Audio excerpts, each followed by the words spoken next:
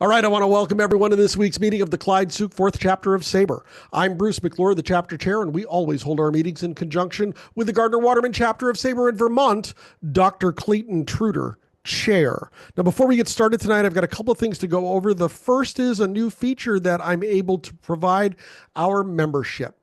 If you'd like to be signed up automatically for each of our meetings, please send me an email directly with your email address that you use for Zoom.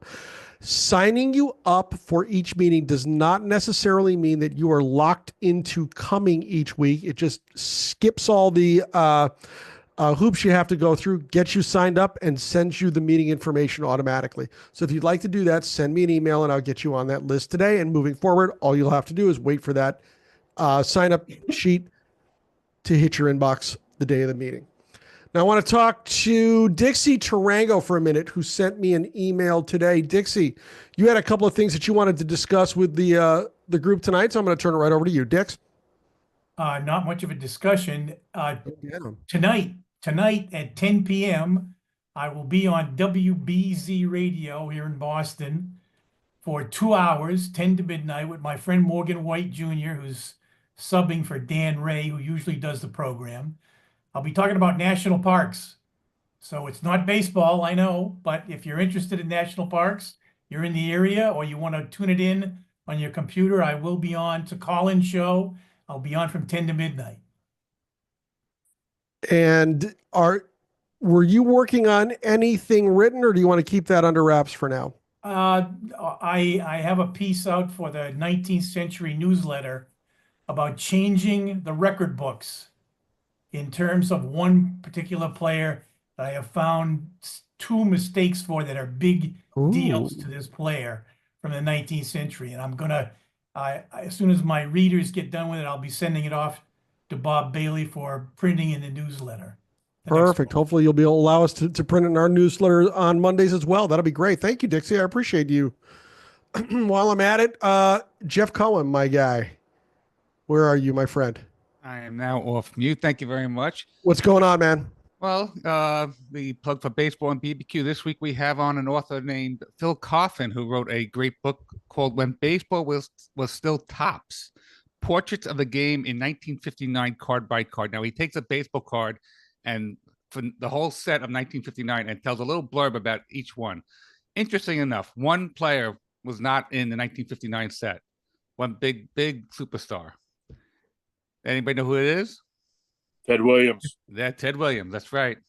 He had a separate contract, so that he was never in the Topps 1959 set. Fabulous book, Baseball and BBQ, on all your podcast apps. Thanks, Bruce. Sure, Jeff. You can get that on any of your podcatchers out there. So whatever you're using to listen to podcasts, search Baseball and BBQ and subscribe to that today. Ben's got his hand up. Ben Abel. Okay, so I just did a podcast yesterday on my podcast. You might have seen it in the Bruce's newsletter. Golden V podcast. Two guys from an awesome site called battersbox.ca.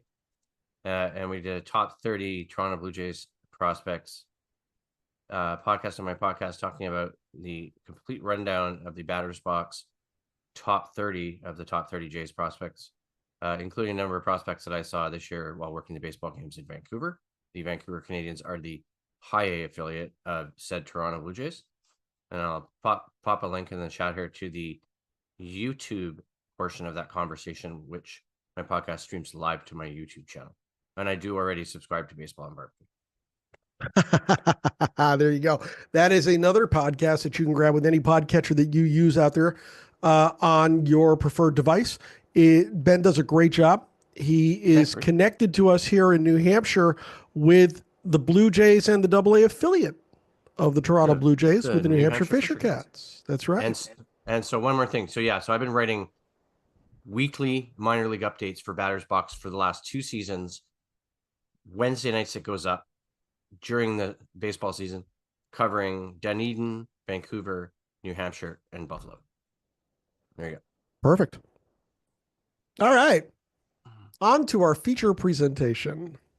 In an age when black people could not even be buried in the same cemeteries as whites in some places, sports was one way to prove that black athletes could compete equally with white athletes. While it's true that baseball was among the leaders in integration, everything in baseball still depended on what city a team was in and that team's management. Baseball lore and Hollywood hagiography built the story that Brooklyn Dodgers president Branch Rickey was the architect behind the modern integration of baseball. Yet that's not completely true. Tonight's presentation offers some revision to the role Rickey played and discusses the reporting done by the Daily Worker, the newspaper of the American Communist Party, specifically in the 1930s and 1940s. His focus begins with Daily Worker sports editor Lester Rodney, who was hired just before the sports page was introduced in 1936, particularly Rodney's stories and columns, as well as other Daily Worker content and advertisements. SABR member Joe Marren is an emeritus professor in the communication department at SUNY Buffalo State University. He is a 1986 summa cum laude graduate of Buffalo State and majored in journalism and history and minored in anthropology. How interesting. His master's degree is in history from St. Bonaventure University. Marren teaches journalism theory and praxis courses in the communication department at SUNY Buffalo. Since 2018, he has taught religious studies classes in the philosophy department as well. Prior to his academic career, he was a newspaper reporter for 7 years and an editor for another 11 at various community newspapers in Western New York, winning several state and national awards. Joe Marren, welcome to Northern New England, good sir. How are you tonight? I'm fine, thank you. I was inspired by the weather reports coming in from everyone because living in Buffalo, of course, we have a couple, well, I don't live in the city, I live in the suburbs out south of the city, and we got a couple feet of snow already, and the temperature right now is a balmy 9 degrees. So I'm happy to be here because it's warm in this room, and welcome to Buffalo. There you go. Also, because I'm from Buffalo, I'm contractually obligated to say, go Bills, because if I don't, they'll cut off my supply of wings and cold Canadian beer. And no one wants that to have that to happen to them. So thank you for having me. And before I begin, I have to say, I am not now, nor have I ever been a member of the Communist Party. I just, this just looked like an area of research that, exactly, Alec, thank you. This is just an area of research that, except for one book and a couple journal articles, hasn't really been touched on. And I'll get to that in a minute. But if we could start sharing my presentation. Thank you. So should you want to get in touch with me or criticize me and say, you know, you are so off base, you should be embarrassed that you've even thought about presenting anything, there's my email. It's marrenjj@buffalostate.edu. So that's how to get in touch with me. Criticism is welcome, although probably not read, and praise is also always welcome. So could I have the next slide, please? So here's why I did this. Like I said, it's an expansion on some of the research that I have been doing. When I was going for my master's degree at Bonaventure, you had to write a dissertation. And I wanted to do one on the role of the press in the modern integration of baseball. And I say modern integration because baseball was integrated in the late 19th century, although Jim Crow kind of put the kibosh to that. So it had to be reintegrated as we get into the 20th century. And I was going to write a book on this. And if I ever do write a book, it's going to be 30 years overdue. But I've used some of the research I've started and some of the research I continue to do for presentations. Like I was at 9 a couple of years ago in Arizona.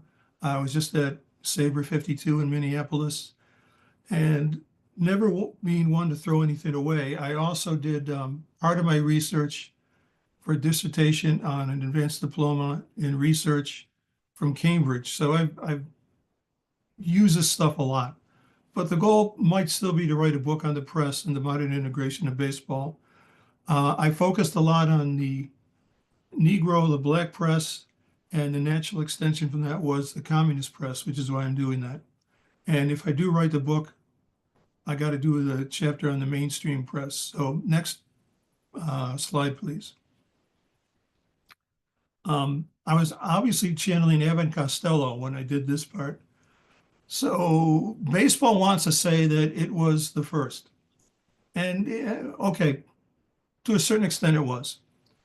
But if you're a baseball historian and you tout the sport as the best model of integration, I think you have to do some thinking, deeper thinking on that. But the reasoning goes like this. So in the mid-20th century, the player, as it says here, the player ranks in baseball are integrated before the military and society. So that was led to there's a theory of history called the Whig theory of history. It says things keep getting better. That meant that subsequent changes in the American culture would just keep getting better. A sociologist named Gunnar Myrdal did a study on the United States, on U.S. society in the late 40s.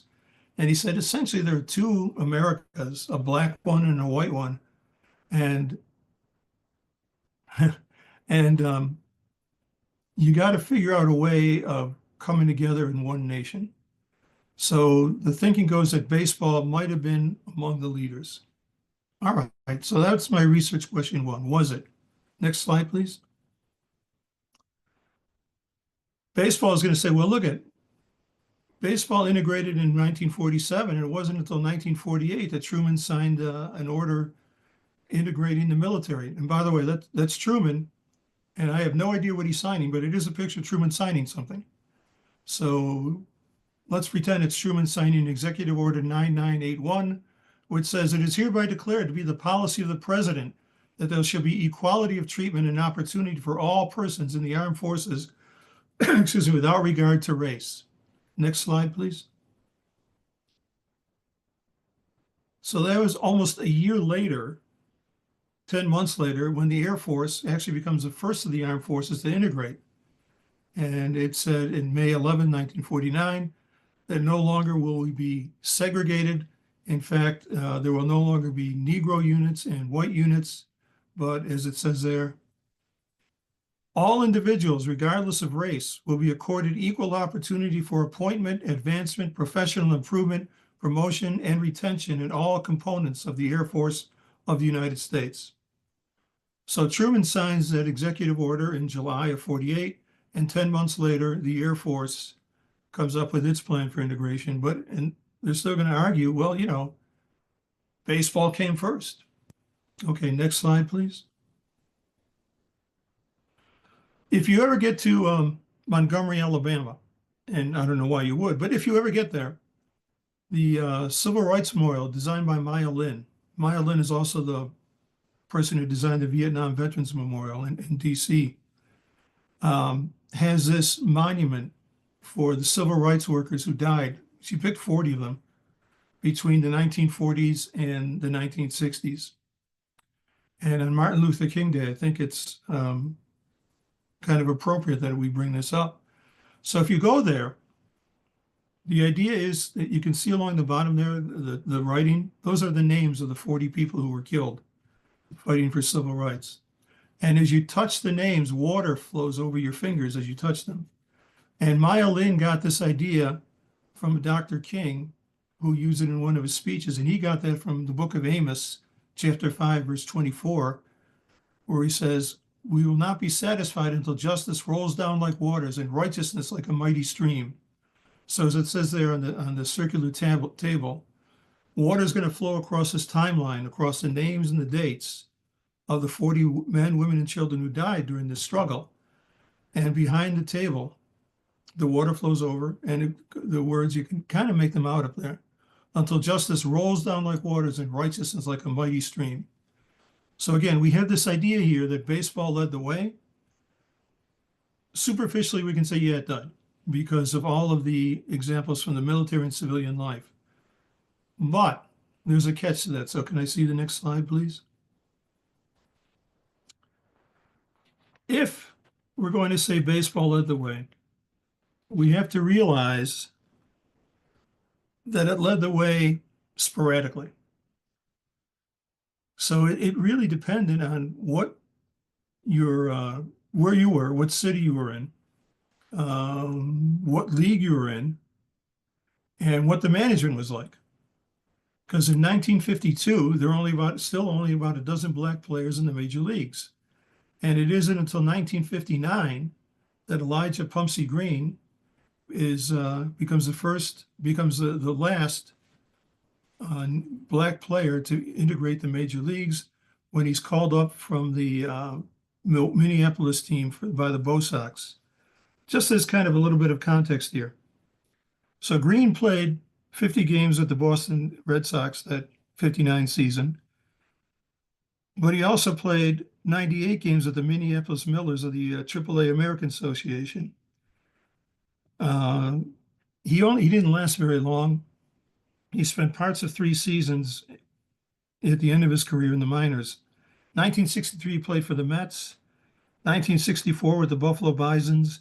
1965, he kind of split time with the Bisons and the Syracuse AAA team, which was a farm team for Detroit. Let me backtrack a minute. So those 98 games he played with the Millers, he had a .320 batting average, had 112 hits, 7 home runs, and the 50 games he played with the Red Sox, he batted .233 with 40 hits and 1 home run. Next slide, please. So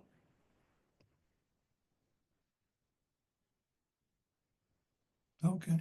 So if the integration of baseball is sporadic in the modern era, why is it so? Because there are plenty of examples of black athletes who are just as good as if not better than, white athletes. Like, for example, Jack Johnson became boxing heavyweight champion in 1908. Jesse Owens and Mac Robinson, Jackie Robinson's older brother, were faster than Hitler thought they would be at the 36 Olympics. Jesse Owens won gold and Mac won silver in the 200 meters. Joe Louis beat Max Schmeling in 38, Jackie Robinson 47, and then football.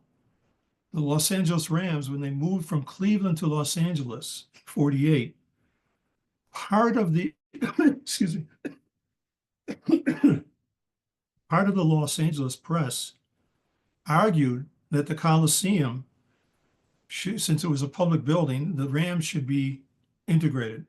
So the Rams signed 2 running backs who were in the same backfield with Jackie Robinson, by the way, Kenny Washington and Woody Strode. Woody Strode perhaps is more famous as an actor than he was as a football player. He was in the movie Who Shot Liberty Valance with Jimmy Stewart, John Wayne, and who else? I got it in my note. Oh, Lee Marvin. He was also in Spartacus, and he was in Sergeant Rutledge, which is my favorite Woody Strode movie. Next slide, please. If the argument for integrating baseball in the modern era is starting to gain steam, and it is, mostly through the black press, it's also taking on social significance. In 1938, the American Communist Party Youth Congress condemned segregation. In 1940, sports editors from college newspapers across New York State supported the cause of integration. In 1942, the Pittsburgh Courier, one of the premier black newspapers of the time, said that Herman Hill, who was its correspondent out in LA, tried to get Jackie Robinson a trial with the White Sox in Pasadena, but he was turned down. And the Daily Worker, by this time, Lester Rodney is editor for a while, and another guy named Bill Mardo is also editor. They told readers, look, you got to contact Landis to protest this. And a little while, there'll be a slide of picketers. And so by June of 42, the 80,000 members of the Ford UAW-CIO local in Detroit passed a resolution opposing segregation. And even the Catholic Church got involved with Bishop Bernard Seal of Chicago, said baseball's racial ban was, quote, not only a disgrace to democracy, but harmful to national morale, end quote. Next slide, please. I'm going to take a drink of water.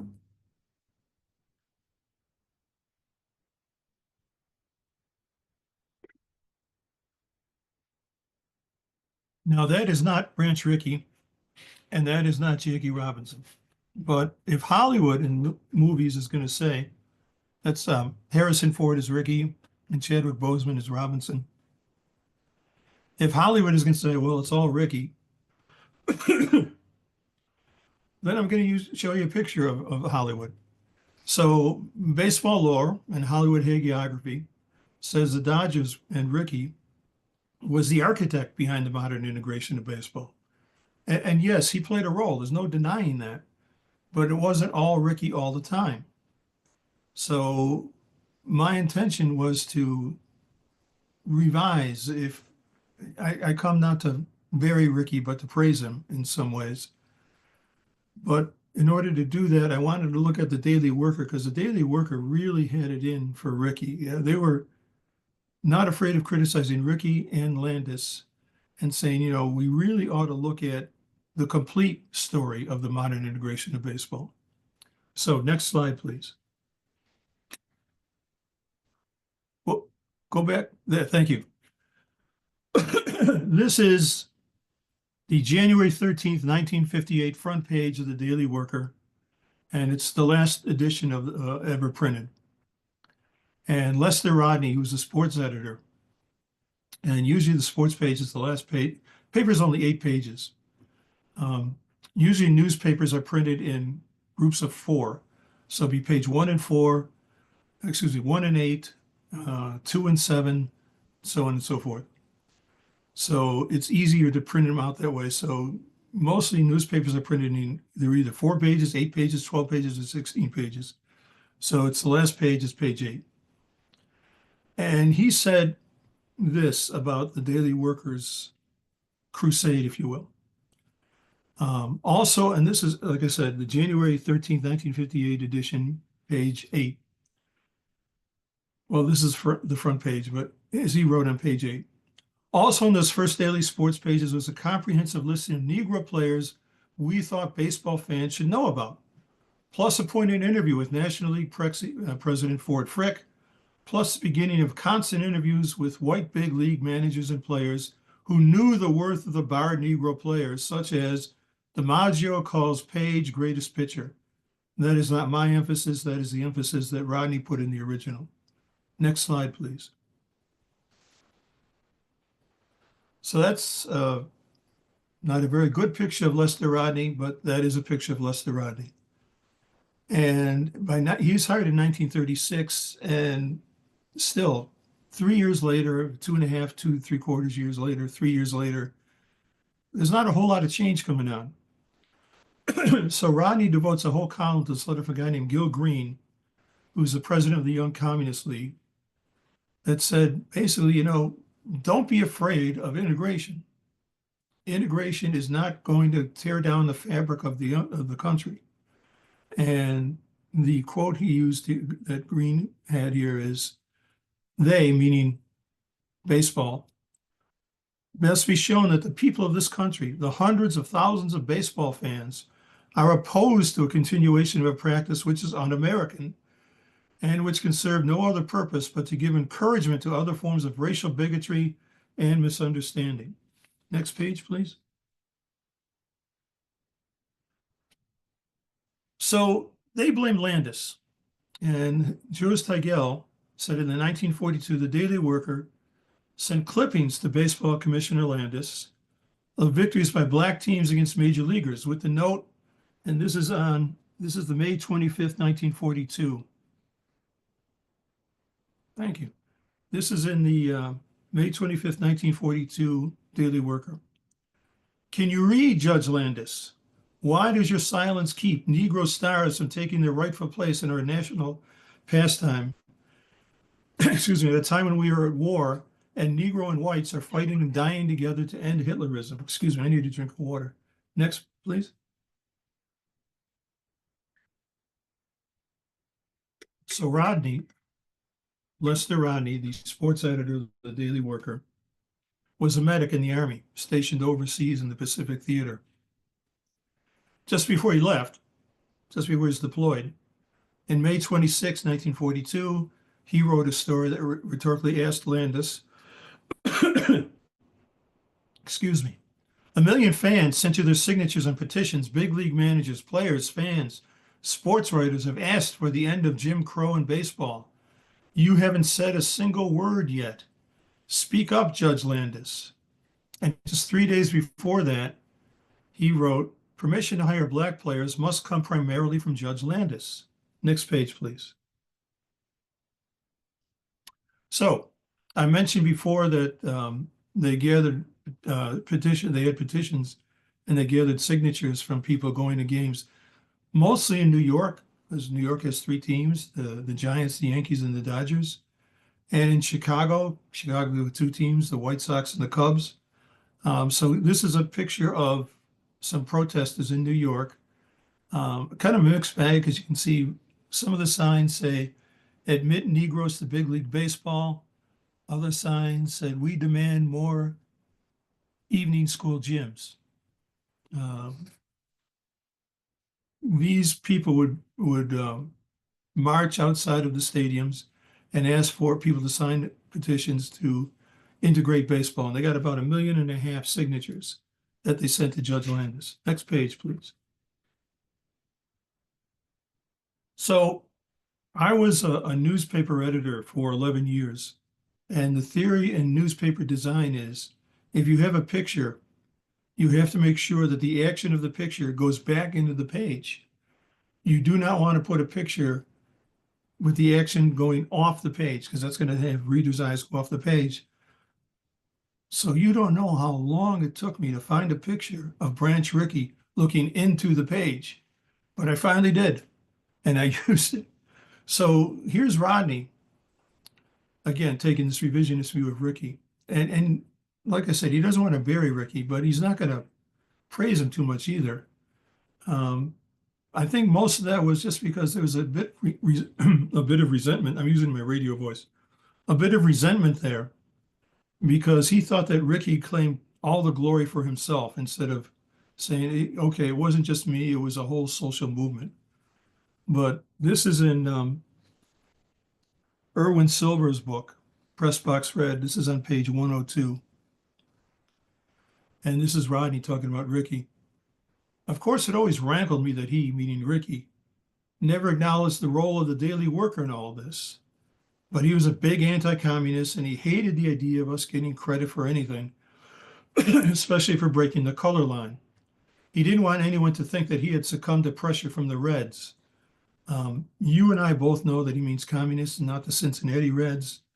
But every now and then I give this presentation to people who don't know baseball as well. So that parenthetical remark is in communists and not the National League baseball team is meant for them, just so that they don't get confused. Next slide, please. So Rodney is looking at Rickey, and Rickey is claiming most of the credit. But Rickey says, Rodney says, why? Why did he finally sign Robinson in 1945 when he was in St. Louis, he didn't?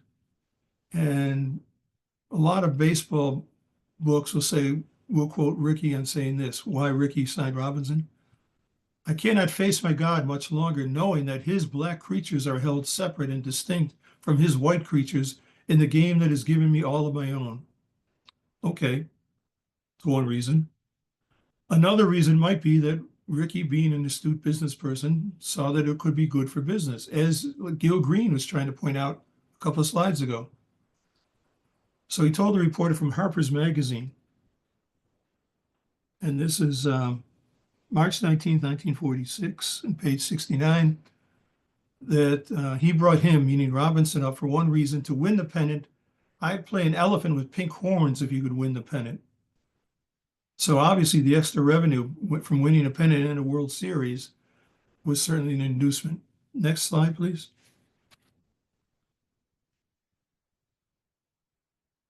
Yeah.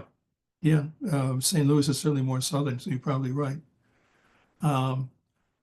Obviously, if you know, I know you know.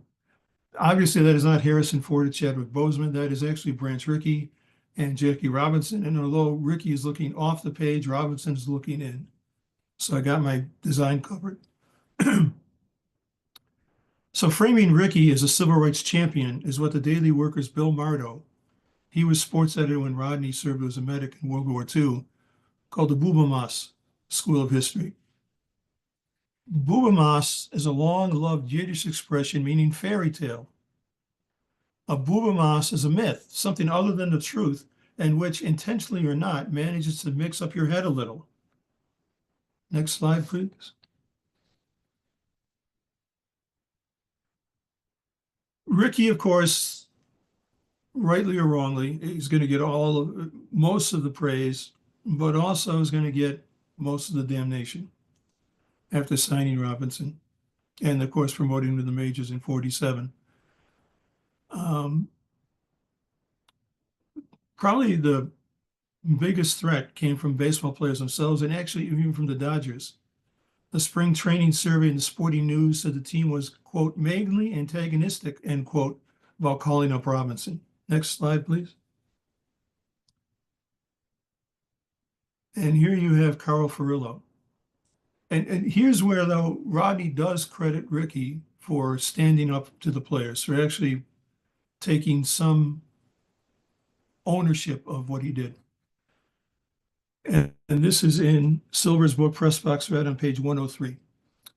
And when Carl Furillo said, I ain't going to play with no, and he used the word, Rickey snapped back, oh, you don't want to play with no, using that word? Then you can go back to Pennsylvania. My apologies to the people who are from Pennsylvania, and pound railroad ties for $15 a week. You'll never set foot on a big league baseball field again. Carl played, they all played. And several decades later, Rodney said that, you know, I really didn't think that Rickey would do that. As a matter of fact, in my days of certitude as a Daily Worker writer, Branch Rickey is the one who took the giant step the others would not take. Next slide, please. Now, in 1947, this isn't guaranteed that this, what Jules Stegel is going to call the Great Experiment, is going to work. And Stanley Woodward, who was with the New York Herald Tribune, said that there's a threatened strike by St. Louis Cardinals players against Robinson prior to a Dodgers-Cardinals game. Woodward said the idea for the strike came at the urging of a Dodgers player, and here's where Ford Frick steps in. Next slide, please.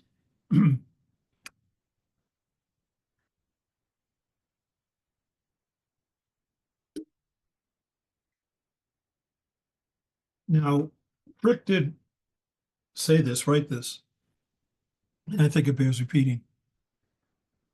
His ultimatum to the people who are threatening to go on strike. If you do this, you'll be suspended from the league. You will find that the friends you think you have in the press box will not support you, that you will be outcasts. I don't care if half the league strikes. Those who do it will encounter quick retribution.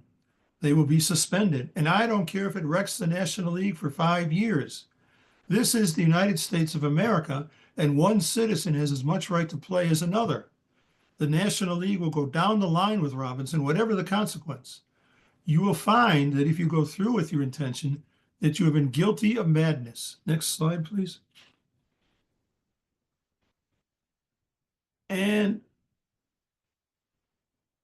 that really surprised Rodney, because Rodney said, you know, Frick wasn't the strongest of people. And he didn't always stand up to players or the owners. And that's because most owners, if there was going to be integration, they wanted it limited to Brooklyn. They didn't want it to go much further than that. I mean, they realized it was probably inevitable, but they wanted it to kind of maintain it in a very small area, if you consider Brooklyn small. Well, along comes Bill Veeck and the Cleveland Indians, and he had other ideas, so he signs Larry Doby away from the Newark Eagles in the Negro National League in the summer of 47, and Doby makes his major league debut on July 5th, 1947. And actually, Doby was one of several players, many players, that the Daily Worker touted as prospects for the majors. Now remember, all these years, the Daily Worker keeps writing stories about, hey, so-and-so would be great. Satchel Paige would be great. He could play in the majors. Pumpsy Green could play in the majors. Larry Doby could play in the majors. So here's Larry Doby. And in 5 seasons with the Eagles, the Newark Eagles in the Negro National League, he batted .340 and just seemed the candidate to be the first black player in the American League. By the way, Doby, Doby is elected to the Hall of Fame in 1998, and Effa Manley, who owned the Newark Eagles, sold the Eagles in 1948. Effa Manley never had any nice words for Branch Rickey, because she's saying he's coming in and he's stealing my players and he's making it untenable to continue doing business. So she sells the team, like I said, in 1948. Her husband was a numbers runner in Newark. And when he died, she took over control of the team. And yeah, I'll let it go at that. Next slide, please. So here's what Rodney said about Doby. This again is in Silver's book on pages 104 and 105. So Doby comes up to Cleveland and he's not doing so well. He's being overwhelmed. He played first base, so he played second at Newark, batted .156 in the 29 games he played. And Rodney writes, they could have dumped him. But Veck didn't want to give up. So he asked Lou Boudreau, who's Cleveland's player manager, and said, this guy's going to be a good hitter, but he's pressing too much. Let's put him in the outfield. He's young, he's fast. And so that's what they did. And the next year, this is in 1948, he's a key guy in pushing the Indians to the pennant and World Series championship. Next slide, please. So I keep saying Rodney. Okay, why Rodney? He grew up in New York City in the Greenwich Village in the Depression. He wasn't a very good athlete, but he's always interested in sports, more as a spectator than anything else. He played on a softball team in the Army where he was stationed, but easy out. But during the Depression in the Village in New York City, that's where he first began to listen to and read about communism and class struggle. So he's seeing the Daily Worker, and he's looking at the Daily Worker, and he's looking at what they call the sports page, which is actually just a column or two. And in 1936, it mostly focuses on the Olympics and focuses more on politics, the politics of sport, than the actual athletic events themselves. So he writes a letter to the editor of the Daily Worker, and he says, your sports page, you could do a lot better. Oy vey, Ishmael, you could do so much better. So they bring him in, they talk to him. Next slide, please. Here's what he said. And this is in Silver's book, Press Box Red, but I didn't put the page number down. He says, you guys are focusing on things that are wrong in sports. And yeah, there's plenty that's wrong. But you wind up painting a picture of professional athletes being wage slaves with no joy, no elan. And that's just wrong. Yeah, of course there's exploitation. Ask Kurt Flood. But the professional baseball player still swells with joy when his team wins. That's not fake. That's beyond the social analysis of the game. The idea of people coming together, blending their skills into a team, getting the best out of each other and winning. That's a remarkable thing. The way I would write about sports, that would never be absent. Along with social criticism, they're not contradictory. Next slide, please. So he's hired. Although he wasn't formally asking for a job, he's hired as a sports editor in 36. And the reason the Daily Worker is expanding into sports and into other areas is the movement at the time was they're going to call it communism is 20th century Americanism. And in Rodney's own words, I did say that the paper ought to relax and cover sports and respect people who are interested in sports. They called me in and it was hard to head it up, even though at that time I hadn't even joined the party. Next slide, please. So you can't read this, so I'll read it for you. This is a in the Daily Worker, August 13th, 1936, page 2. It's on a Thursday. It's a house ad for people to buy the Sunday Daily Worker so they can start reading about this campaign to integrate the major leagues. So here's what this says.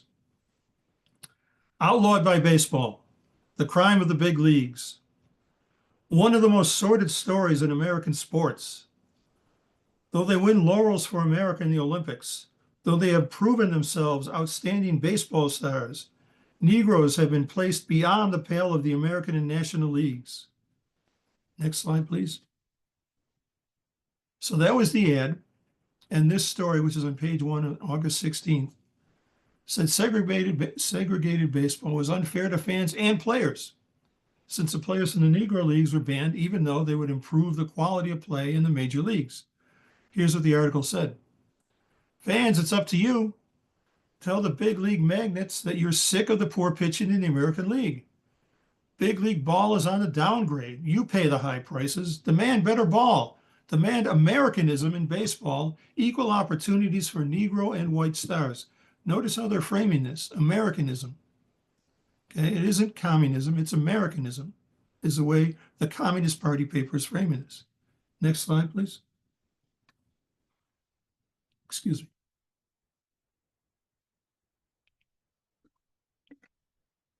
So because, according to the campaign, communism is 20th century Americanism, in any edition in 1936 and beyond, there are lots of stories about the Civil War in Spain, about labor disputes going on anywhere, and there were ads. Oh, there were ads for Zenith radios, Red Cross shoes, cafeterias, vegetarian restaurants, rooms for rent, and ship arrivals, because they wanted to become what they called a real morning paper. Now, an average fan, an average reader might expect a bit of party dogma to go along with the box scores, and yeah, it happened from time to time. But an ad in the Daily Worker promoting the upcoming sports page seemed to promise to limit Marxist dialectics. Next slide, please. There's Carl. So here's what they said. And this is in the Daily Worker, September 8th, 1936, page 2. This is to try to get non-subscribers to look at the paper. Carl Hubbard beats Dizzy Dean in an exciting pitching duel, marking his 11th straight triumph and bagging the game for the Giants. When the World Series is played, when the Fighting Irish, and I think the game has started, so hopefully they're winning 64-0 by now. My apologies to the guy who hates college football and who wants the stadium to implode. Anyway, when the Fighting Irish surge in another touchdown, wouldn't you like to read the details and results in your own paper? You bet you would.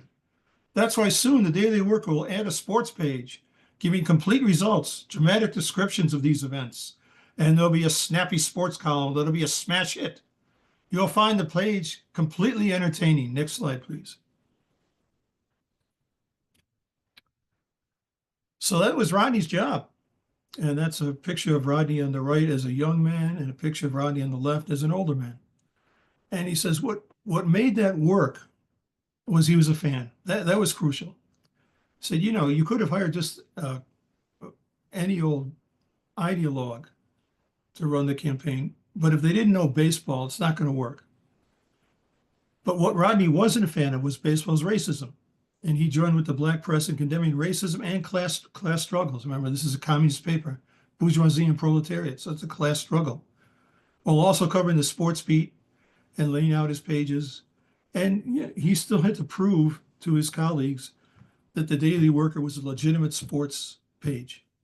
Next slide, please. Okay, why? Well, in Rodney's words, this is in Silver's book, but I apologize, I don't know the page number. No other paper said anything about the fact that the black players were locked out of Major League Baseball. If the Negro Leagues had a game in town, you could read about the game, but nothing was ever mentioned that these players were not allowed to play in the majors. Did this mean that all the sports writers in New York during this time were racists? No, they were ordinary people, but they knew what they could turn into their paper. And if they wrote something saying things like, why aren't these guys playing in the big leagues? Their editors would have asked them something like, Why are you bringing this stuff up here? That was the culture of the times. Racism was accepted. What the communists were doing down in the South were working for black voting rights, putting their bodies where their mouths were. Next slide, please. So there's a bit of an acceptance going on here, and even Leo DeRocher recognized that. And as Rodney says, I was chatting with Leo before a game, and he suddenly turns to me and says, Rodney, for a, use your imagination, communist, you sure know your baseball. Next slide, please.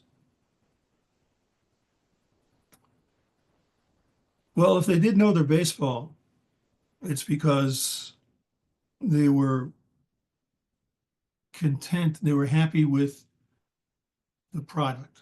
They knew the product, they knew what the campaign was all about. And they continued to run stories about black players who would likely play in the majors. An unsigned article in the Daily Worker in 37 said that the Brooklyn Federation of the Negro National Congress was bringing petitions urging Steve McKeever, and the article called him the ancient president of the Dodgers, which probably wasn't completely fair because McKeever died like a month later, to sign Satchel Paige. The petition's called Satchel Paige, a star pitcher, one who has proved himself against big league batsmen, a strikeout artist to boot. And in another preseason story in 1937, Rodney wrote that Paige was, quote, the Negro Dizzy Dean, end quote, and wondered why neither Philadelphia club had signed him. Well, and both Philly clubs, the A's and the Phillies, weren't all that good that year. Next slide, please.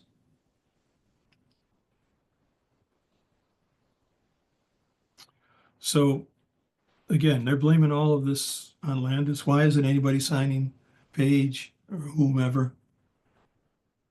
And in the Daily Worker, June 18th, 1939, on page 8, Rodney writes, all the best players in the country are not in the major leagues.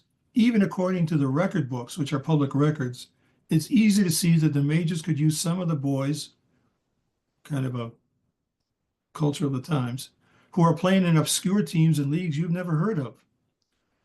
The particular part of the situation that the magnates, later on he's going to call them magnuts. I didn't include that part in here, but he's playing with that. In this case, the magnates and the managers have been weeping for years over the dearth of fresh talent for their teams. They blamed prohibition and the G-men and golf and tennis and the depression and football and almost anything else. But the usual lack of a word I can't pronounce, they failed to blame themselves. You don't believe it? Well, take the case of one Satchel Paige, a pitcher who could stand alongside Hubble and Dean on the mound and do his stuff without fear of being overshadowed. That emphasis is in the original. Next slide, please. Oh, wait, before you do that, can you go back just? So another writer, Nat Benson, wrote, Judge Kennesaw Mountain Landis is a sourpuss old geezer with no more regard for human rights than one of Mussolini's mobsters. Next slide, please. So, they don't hold Landis in a whole lot of high regard. Now, Rodney is going to take a certain amount of credit. He's going to blame Rickey for not sharing the credit. Is that fair? So Jules Tigell does, though. Sports historian Jules Tigell does give Rodney and the Daily Worker some credit. But this is a fair, free country. Not everyone's going to agree with Tigell. For example, Henry Fetter, the Journal of Sports History, wrote in 2001, the evidence does not, however, sustain the claims of those who argue that the Communist Party or the worker played a significant role. Whatever outside pressure there was for baseball integration came from political and social forces with far greater clout than the Communist Party. At this time in New York State, there's a law called the Ivers-Quinn Law that's going to demand there be more integration across the spectrum, not only in private industry, but also in entertainment and in sports. So that's what he means here, far greater clout, social forces, far greater clout than the Communist Party.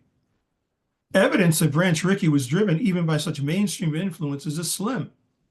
The simple fact appears to be that the breakthrough came about through the singular initiative of Branch Rickey and the outstanding courage of Jackie Robinson at a time when no one else was prepared to do what they did. Next slide, please. This is Lester near the end of his life. And this is, that picture is from the early 2000s, but what he wrote was in the Daily Worker on January 13th, 1958 on page 7. And Rodney says, well, you know, it really was our readers. I mean, yeah, we were the engine, but it's the readers who promoted the action, who did the grunt work, so to speak. So the readers have always been wonderful, and I feel humble and grateful. They made possible whatever the page made contributed to American life. On that day, on the day in April 1947, in the press box at Ebbets Field, when the terse announcement was handed out that Jackie Robinson was now a Dodger, and a writer from one of the big metropolitan dailies walked over, shook hands, and said, "You people can take a bow." He really meant our readers too, for they were always more than readers.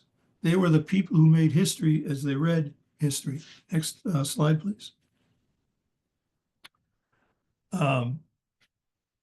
In journalism, in the old days of journalism, before computers, when you're actually writing on a newscap, when you get to the end of a story, you'd write 30.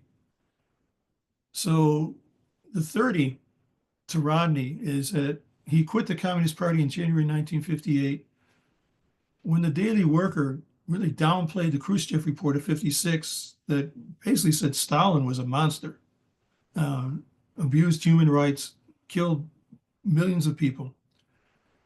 And the Khrushchev report, as Rodney said, blew the whistle on the real nature of Stalin and Stalinism. But the Daily Worker didn't do anything with that report. And the Daily Worker folds on January 13th, 1958. Rodney and his wife Claire moved to California. She got a teaching job. She got a teaching job in a public school and was a professor of early childhood education at Long Beach State.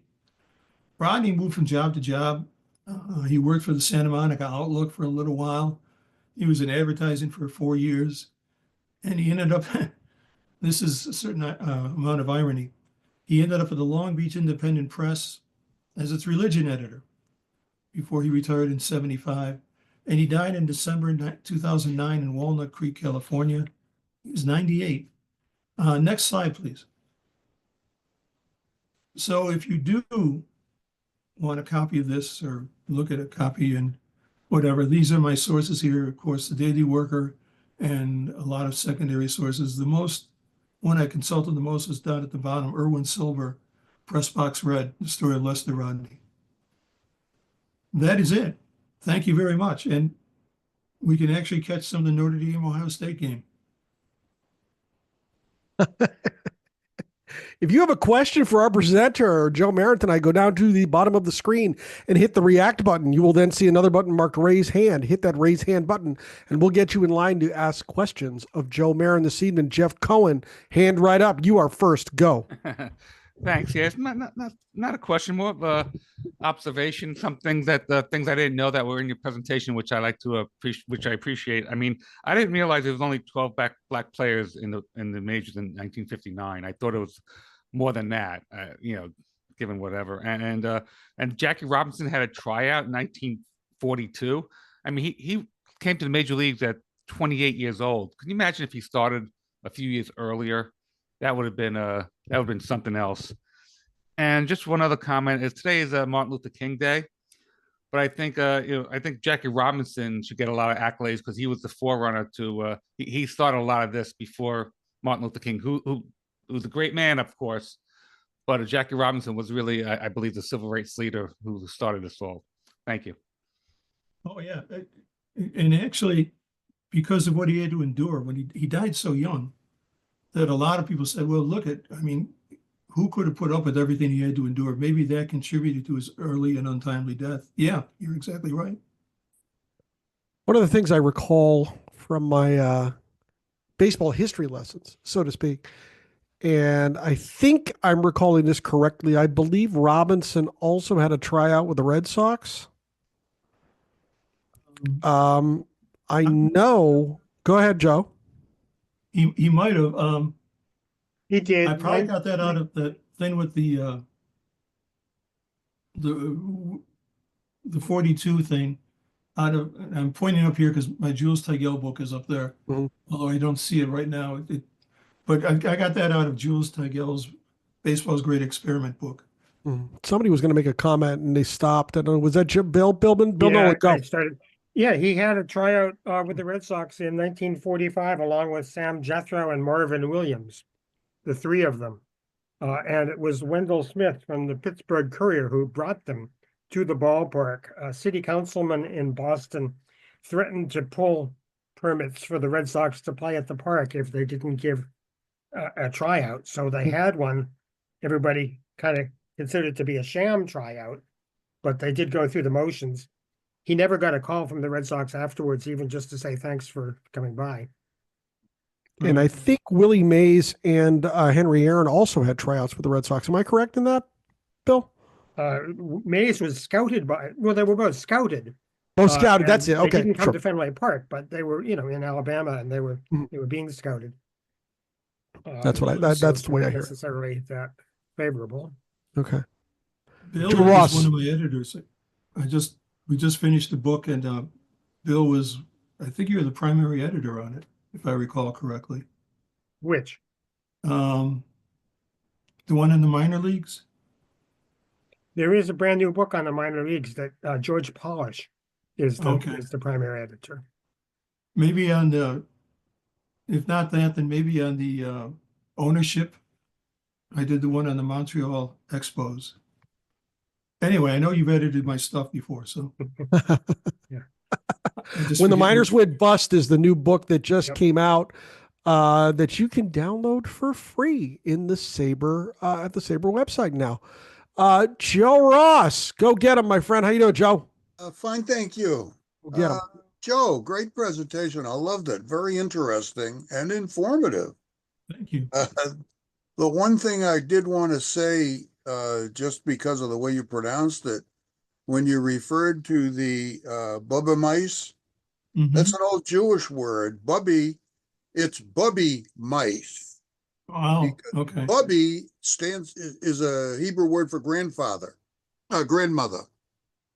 So it's a grandmother's tale, which the sort of thing you were talking about, where they sort of make it up as they go along. That's where it came from. Okay. So just thought I'd throw that in for you, but very nice presentation. I loved it. It was very good. Thank you. Thank you. Thank you. You can never go wrong with a guy named Joe.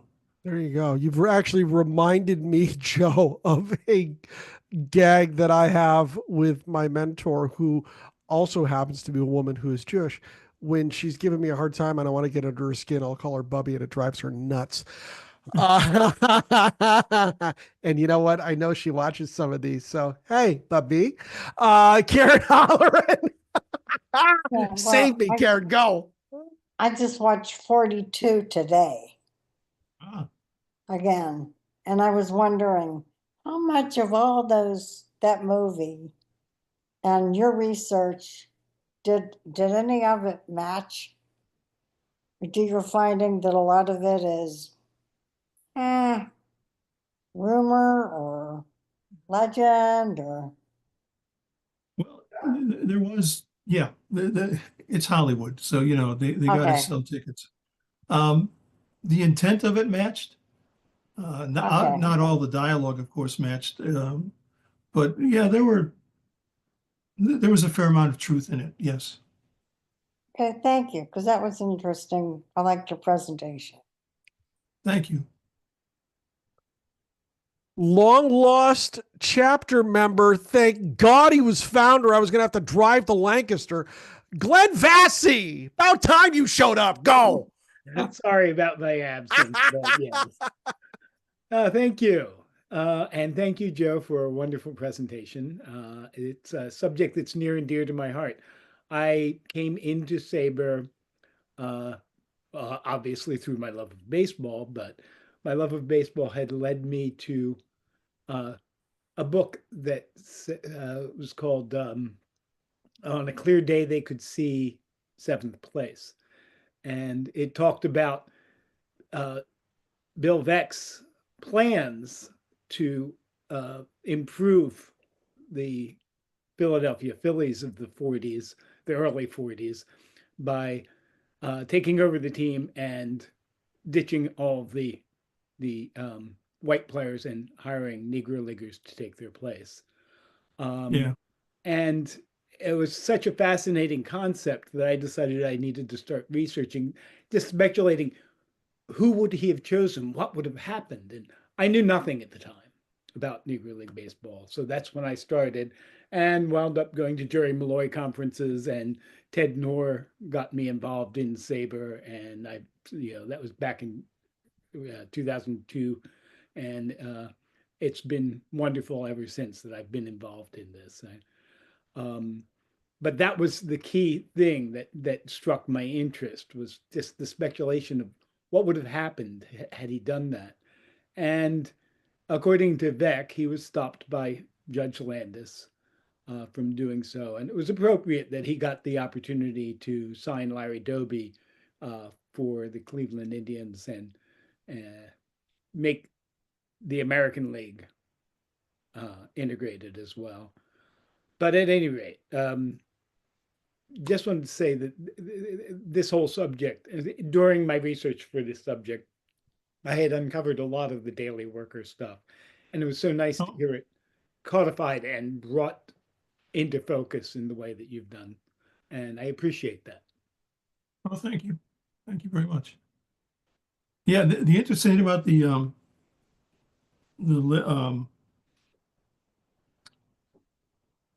oh man, when you get to be a certain age, you forget things.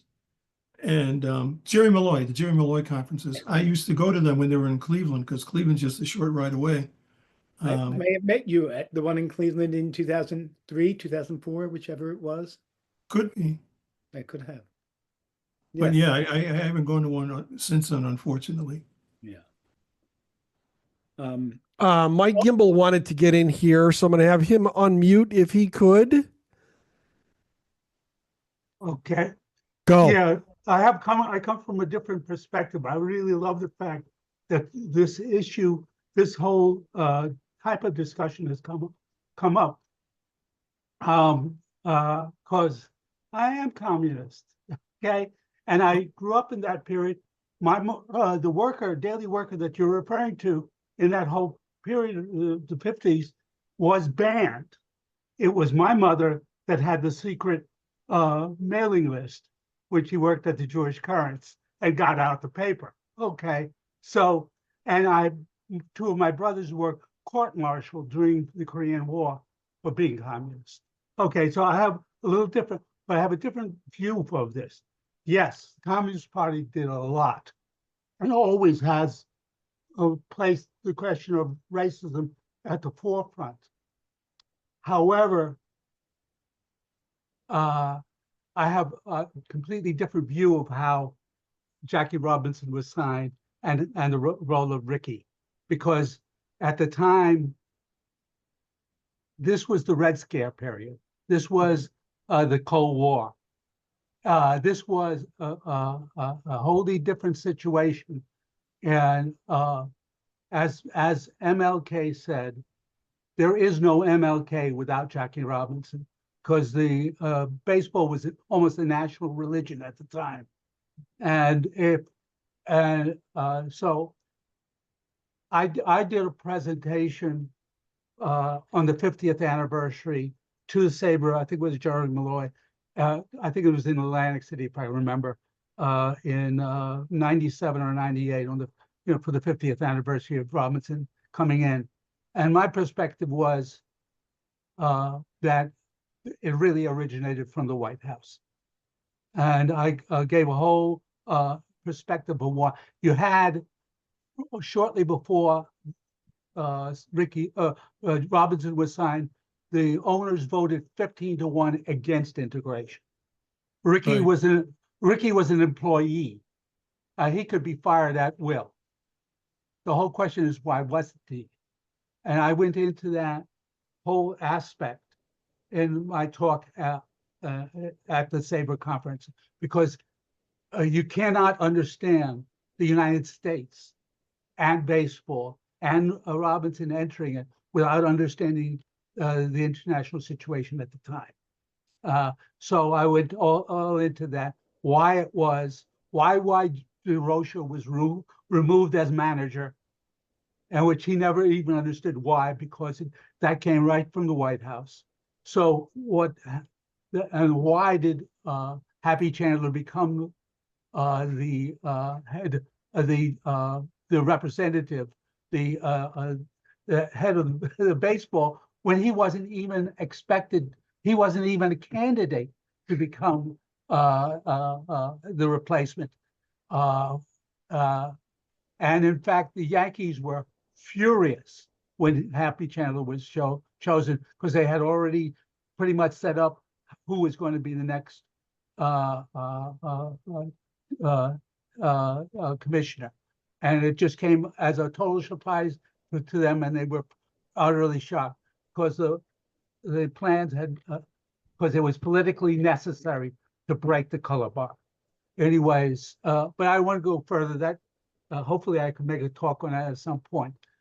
Repeat what I said before. But it's so wonderful that you introduced this subject, because the communists have always, racism was at the top of their issue of all through the history, and to not understand that whole period where racism was not just accepted, it was in those days when I was growing up, it was normal to say the only good Indian is a dead Indian.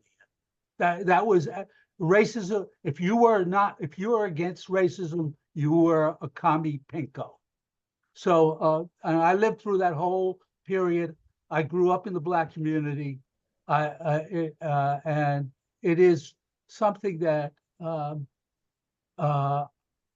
this is very close to my heart. And of course, Jackie was my favorite player. To this day, I consider him the most exciting player in baseball on the field that I've ever seen. So anyways, I just wanted to enter that, but also praise this, because this subject needs to be explored more, because this Robinson entering the major leagues was a huge change socially, to the social fabric of this country. It had a huge influence. As MLK said, there is no MLK without Jackie Robinson. Right. Yeah. Thank you very much. Thank you for that. Mike, we look forward to talking with you and getting you in to hear your presentation in the future. I'll be emailing you to discuss that with you. Sure. Ben Abel, you had your hand up. Do you want to comment? Yeah, I was just going to add about the couple of books I've shared a few times. Came up, one was the book I found in the junk bin at the library, which isn't really funny. It relates to Jackie Robinson in the book called Jackie's 9 and Jackie's 9 Principles to Live By. And I'm trying to read bits of it. The first one is Courage. So I don't know if I can actually share the book sometime. I mean, it's hard to share it on the screen here if I don't have screen share access with Zoom, but I'm trying to read it because I'm trying to really understand. And the other one I found at the library at the same time was a book called 42 Faith, which I haven't read. So interesting. Yeah. Bob Cooper. Hello, good sir. Hello, how's everyone doing tonight? We're doing great. How are you? I'm great. Go get him.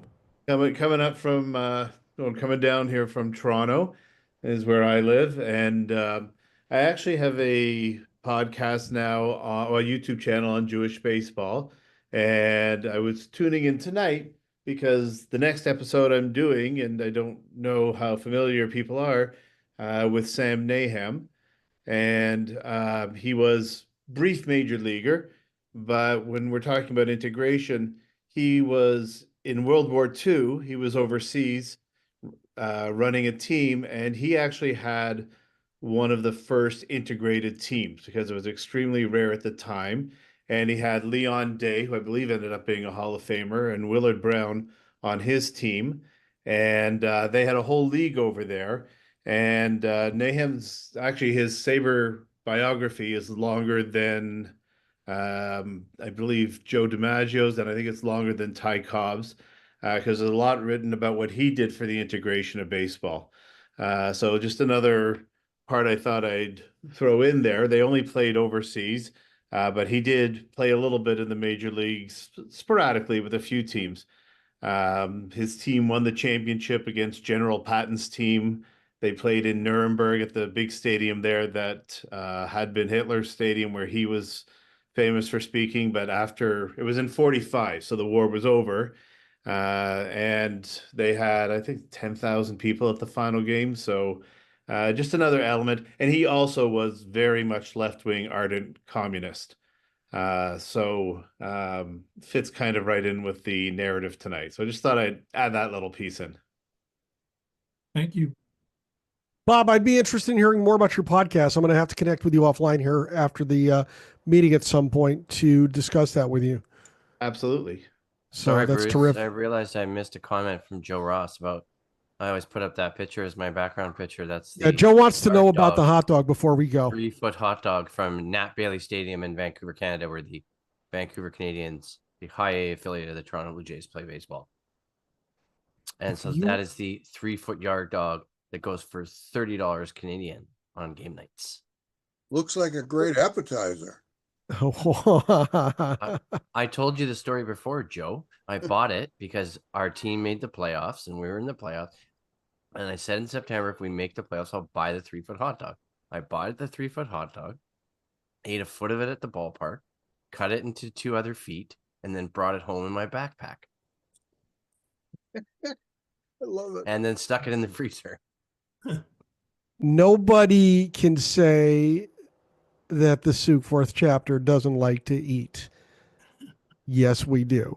So do I. This has been a great presentation, Joe. I gotta Thanks, tell Joe. you, I your appreciate you doing this presentation. for I us. should take over here. Thank you. So, hey, let's do this again tomorrow night. What do you say? 7:00 Eastern. Let's get together to discuss the Hall of Fame class of 2025. Only 1 hour before that, we are going to get the results of the BBWAA ballot. So we are going to have plenty to discuss in another one of our Diamond Discourse freewheeling chat sessions. And we're going to take a look at how our chapter voted too, because I have the results. I'm not telling you what they are until tomorrow, and I think they're really very interesting. So the sign-up link for tomorrow is located in the chapter meeting booklet that is updated each week. And it's also in the SABR events calendar at sabre.org/events. If you are on the automatic sign-up list, you'll receive access details tomorrow morning. And finally, if you're a baseball fan watching on YouTube and you like what you see, please like this video and subscribe to our channel to be alerted to each of our weekly uploads. And if you are not yet a member, you need to join the Society for American Baseball Research, the premier baseball community. Offering an amazing baseball buffet of options to explore your fandom, SABR boasts more than 35 different research communities, over 80 regional chapters, and innumerable opportunities to connect with baseball minds across the world. For more information, go to sabre.org/join today. Joe Marren, you are fantastic. I want to thank you very much for doing this. Thank you. Hey, Bruce. Go Bills. Yeah, Bruce. yeah, Ben, what do you got? Can we get a Sabre pennant for Sabre 51 with the 3-foot yard dog on it? Should we? Hey, you never know. You know, let me see what I can do. That's going to be the But- logo for one of the Sabre conferences, the one in Vancouver. It'll be the 3-foot yard. There you go. There you go. There you go. You're going to buy one for All right, guys, everybody. take care of All yourself. right. Let's get everybody out of here. We're going to see everybody tomorrow night, 7:00 to talk about the Hall of Fame. Have a good night, everybody.